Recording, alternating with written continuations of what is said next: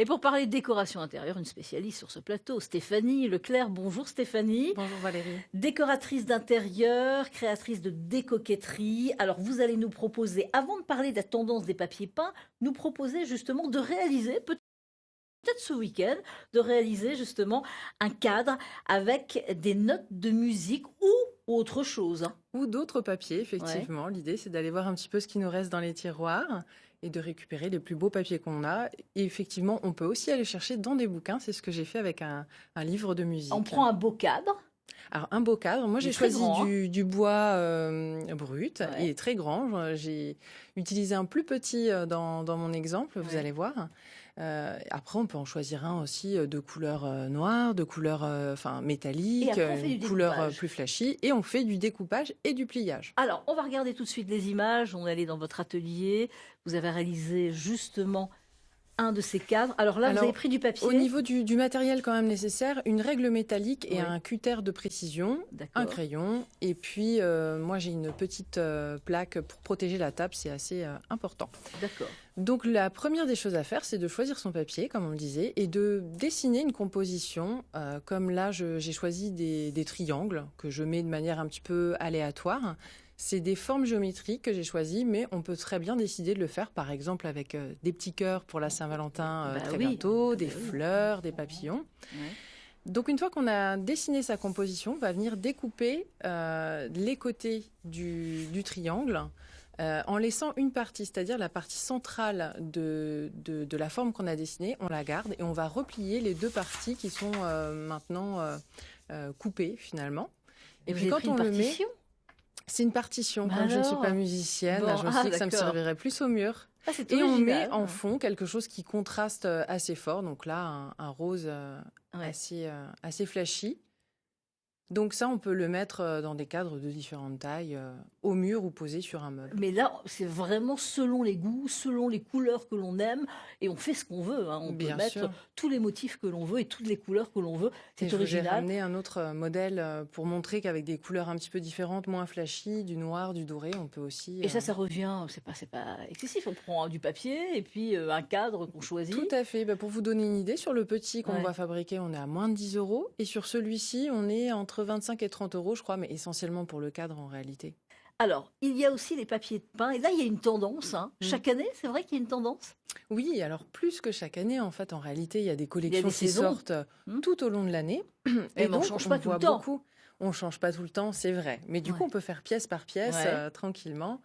Et donc la tendance là que je veux vous présenter aujourd'hui, c'est la tendance un peu pliage, origami, parce que c'est en lien avec la petite création. Donc on voit ici avec ces papiers en fait qu'on a justement des formes de papier pliés. On en retrouve ici. Alors celui-ci est particulièrement intéressant. Donc, si on tourne, on va voir le résultat. Alors là, on voit, et puis donc le résultat ici. Et dans sa réalisation, il est particulièrement original, puisqu'en fait, il s'agit d'une frise qu'on voit ici, Valérie. Donc une frise papier. Mais là, c'est le motif du dessin dessus, c'est pas en relief du tout, c'est juste le motif. Justement, c'est en relief, c'est-à-dire qu'on va superposer différentes frises. Et puis une fois qu'on les a posées, on va pouvoir... plier un petit peu les parties arrondies pour leur donner du relief. D'accord, mais c'est un travail d'expert. C'est un travail qui demande un petit peu de temps et de minutie, mais qui n'est pas si compliqué que ça, finalement. Alors, c'est une bande par bande, c'est ça ? C'est bande par bande. Alors, évidemment, aujourd'hui, on ne met plus le papier peint sur les 4 murs comme on faisait avant. On peut faire un mur derrière le canapé, derrière le lit, en tête de lit, c'est très sympa. Du coup, ça prend un petit peu moins de temps. Ah oui, tout à fait. On peut faire juste un mur, mais c'est vraiment très original. Donc ça, c'est la grande tendance. C'est la tendance. Et puis, de couleur ou plutôt beige ? Alors, dans les couleurs, c'est vrai qu'on est plutôt sur des couleurs neutres depuis quelques années. Mais je vous ai ramené, vous voyez, avec celui-ci. En fait, c'est la couleur tous les ans. Il y a une couleur phare, qui est la couleur Pantone. C'est la couleur tendance, là ? Voilà. Alors, ça s'en rapproche. C'est pas exactement ça, mais on est très, très proche. Vous allez voir ça énormément cette année. C'est la couleur corail vivant. D'accord. On est sur un rose orangé, en réalité. Alors là, c'est juste un mur ? Et puis le reste blanc ?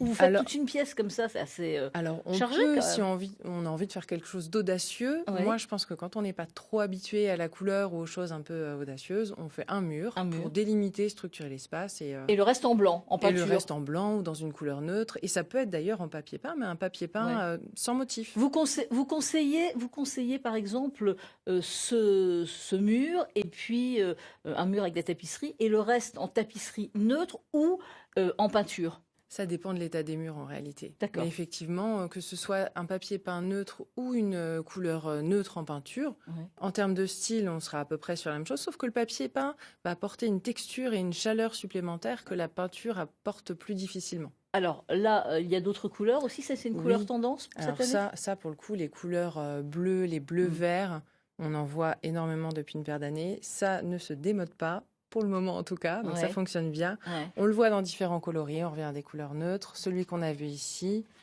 voilà.